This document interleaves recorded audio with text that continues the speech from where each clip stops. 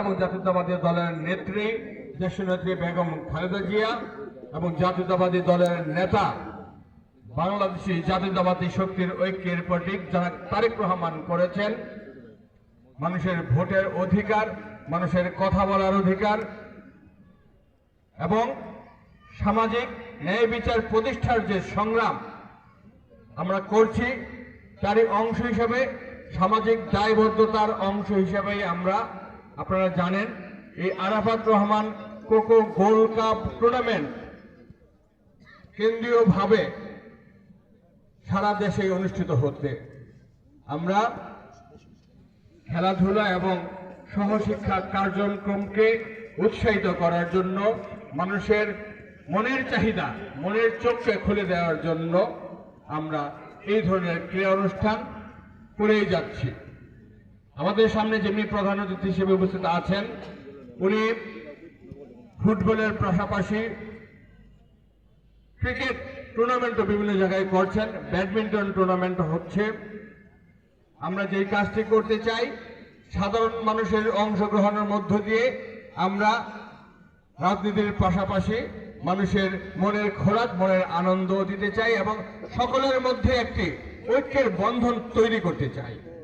সেই লক্ষ্যেই আমাদের পথ চলা। আজকের এই খেলার মধ্য দিয়ে নরসিংদী তথা মনোহরদী, বেলাবর সহ সকল উপজেলার বিএনপি শুধু নয়, সকল মত, সকল পদ এবং সাধারণ জনগণের মধ্যে একটি ঐক্যের বন্ধন তৈরি হবে, ভ্রাতৃত্ব তৈরি হবে।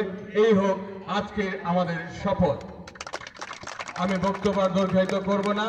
ইনশাআল্লাহ আগামী দিনে যদি আমাদের নেতা, বিএনপির ভারপ্রাপ্ত চেয়ারম্যান জনগণের ম্যান্ডেট নিয়ে রাষ্ট্র পরিচালনার সুযোগ পান, উনি বলেছেন 31 দফার ভিত্তিতে রাষ্ট্র কাঠামো মেরামতের যে রূপরেখা তৈরি করেছে, বাংলাদেশের 18 কোটি মানুষকে সাথে নিয়ে উনি সেটি বাস্তবায়ন করবেন এবং সাম্য, মানবিক মর্যাদা এবং সামাজিক ন্যায় বিচারের যে সংগ্রাম, সেটি উনি বাস্তবায়ন করবেন।